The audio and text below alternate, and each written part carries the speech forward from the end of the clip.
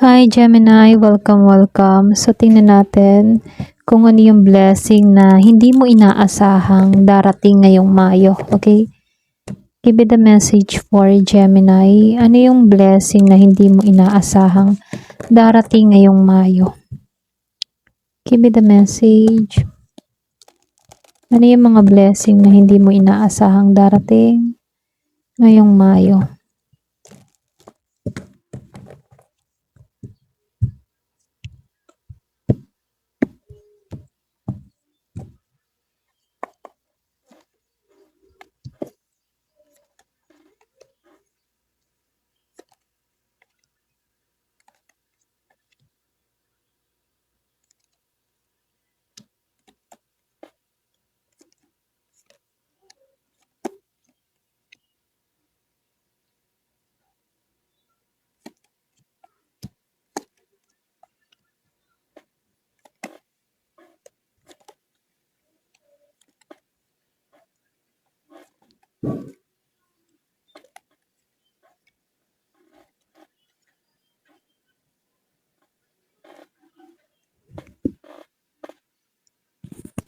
So dito Gemini, lumabas si Nine of Pentacles, then sinabayan ni Eight of Swords. So ngayong Mayo, yung iba sa inyo, may moment ka na mararamdaman mo na kaya mo palang mag-isa, okay? Kumbaga, mapa-financial man yan or emotional, meron akong nakitang stability na kaya mong maabot kahit nag-iisa ka dito, okay? Pwede yung iba sa inyo, yung blessing dito ay yung magikang independent or sabihin na makita mo yung halaga ng sarili mo. Yung self-worth ba? Ganun. Kumbaga may moment ka na kaya mo magsolo. So, nakikitaan ko lang din dito, meron lang blessing in disguise. Yung bang feeling mo na trap ka ngayon, pero napapansin mo na ikaw pala yung may hawak ng solusyon. So, ibig sabihin, magkakaroon ka ng awareness at freedom dito sa Eight of Swords. Kumbaga kahit may mga nangyari sa buhay mo, yung pala ay may kaakibat na biyaya. Okay? So, nakikitaan ko lang din dito yung blessing. Kumbaga yung iba sa inyo sa Six of Wands, may paglipat ka sa mas tahimik na pace. Kumbaga, unti-unti ka nang lalayo sa stress, unti-unti ka nang lalayo sa drama, sa mga toxic na situation at maging tao dito. Okay? Kumbaga, meron ako nakitang pagkilala din na mangyayari sa'yo. Para bang meron ka ditong pwedeng ma-deal na project or pwedeng new work yung parating sa buhay mo. So dito, yung mga pinaghirapan mo dati, kahit feeling mo walang nangyayari, magbubunga na dito. Ito yung sinasabing delay reward, Ito yung makakamtan mo. Ano man yung mga pagsubok, pinaghirapan mo, tinrabaho mo na feeling mo wala nang magaganap. Pero dito, maaabot mo na yung mga pangarap mo dito at maaabot mo na yung resulta ng mga tinatrabaho mo. Magbubunga na siya. So, nakikitaan ko rin dito, yung iba naman sa inyo, kung ikaw ay nakakakaroon dito ng feeling mo, nagkakaroon ka ng anxiety sa panahon ngayon, matutulak mo to palayo, okay? Kumbaga yung anxiety na nararamdaman mo, matatapos na yung problema mo, okay? Kumbaga harapin mo yung mga problemang ito ng magaan at maganda at maayos. So, nakikitaan ko dito, merong malaking blessing na parating sa'yo dito sa the world, Pwedeng merong tagumpay, completion, meron chapter na sa buhay mo na magsasara. At may magiging, may chapter sa buhay mo na magsasara at nakikitaan ko dito, magiging proud ka sa sarili mo kasi naharap mo to ng maayos. Kung ano man yung problema mo sa pag-ibig, sa trabaho o ano pa man yan, okay, meron ditong matatapos na. So, nakikitaan ko dito, may paglago, may paglawak ang mangyayari sa'yo. May mga opportunity na paparating dito sa Three of Wands. Pwedeng travel, pwedeng bagong connection, or pwedeng growth sa career. Okay? Kumbaga, makakamtan mo na to. So, lumalabas din dito, meron ditong stable na tao. Pwedeng ikaw mismo to, or pwedeng merong isang tao na stable na makakapuna sa'yo, okay? So, meron lang ako nakikitang lalaki na very grounded or pwedeng sabihin natin na financial secure siya, ayun para good provider siya, okay? So, ganun klase tong tao na to, pwedeng may ma-attract sa'yo na ganito or pwede rin ikaw to kung lalaki ka.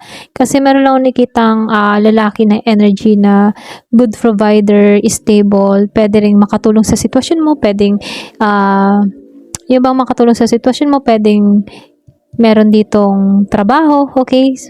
So, nakikitaan ko dito, meron ditong Taurus energy, yung iba sa inyo, kung meron kang kadiling na ganito, or meron kang Taurus sa buhay mo, okay? So, dito, yung iba sa inyo, mabuti ka mabait ka, hindi ka madamot, ano? Kaya yung biyaya din sa iyo ay babalik dito, okay? Kumbaga, ikaw yung makakatulong dito, kaya lahat ng mga tinutulong mo, babalik din sa iyo, okay? Kumbaga, yung lahat ng tinulong mo sa ibang tao, triple yung pabalik sa'yo. So, nakikitaan ko dito, meron ditong tao na hindi madamot mapagbigay siya. Kaya dito, blessing na itutungo sa kanya rito. So, lumalabas din dito, no, merong mga bagong opportunity na parating sa buhay mo.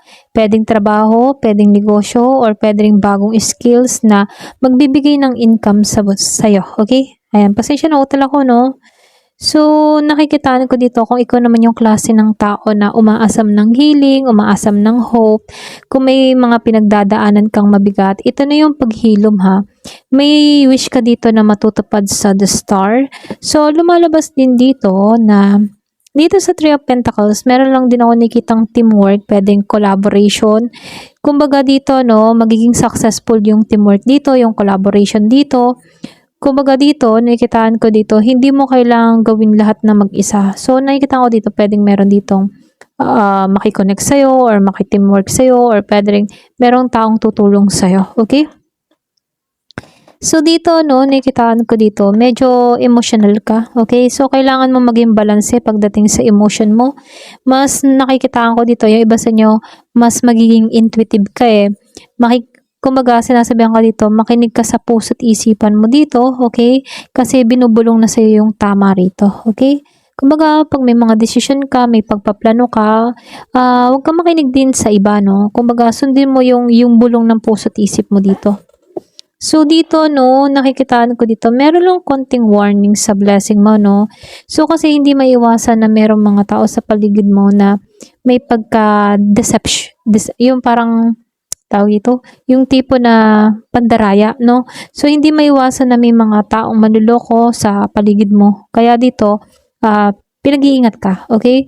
So, yung blessing dito, no, kung merong mga nandadaya sa'yo, mahuhuli mo to, makikilala mo to kung sino to, at marirealize mo agad ito, okay? Na hindi ito naging totoo sa'yo, na marirealize mo dito na manluloko pala to, ganon.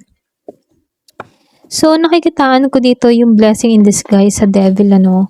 Kumbaga, makikita mo kung sino yung mga taong hindi nakakatulong or hindi nakakabuti para sa'yo. Yung bang tipong bad influence, ano. Kumbaga, yung mga klase ng tao na may bisyo, toxic, or negative mindset. So, nakikitaan ko dito, may chance kang makawala sa mga taong ganito sa buhay mo. Okay? So, dito, after nito,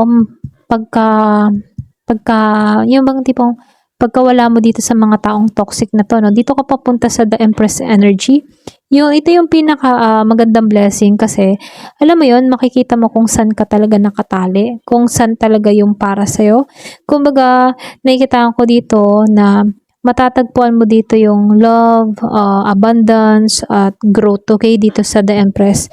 So, pwedeng ito yung masasabing bagong relasyon na parating sa buhay mo, or pwede rin mag-glow up ka, kumbaga may paglago ka pagdating sa financial mo. So, nakikitaan ko dito, lahat ng gusto mo, mapapalago mo, okay? Ayan, ito lang yung nakikita ko. Kumbaga, no, hindi ito madaling blessing, ano, pero nakikitaan ko dito na malalim yung transformation na paparating sa'yo. Kasi yung iba sa inyo nakaranas ka ng stress, papunta sa clarity, papunta sa growth, at sa abundance. Yun yung naghihintay sa'yo, okay? So, yung naghihintay sa'yo, magiging stable ka emotionally, financially. pagkatapos mong harapin yung sarili mong fears, aalisin yung mga hindi nararapat sa'yo at nakikita ko dito, magiging healthy yung buhay mo. Okay? Ayan, hanggang dito na lamang po. Thank you for watching. Love and peace.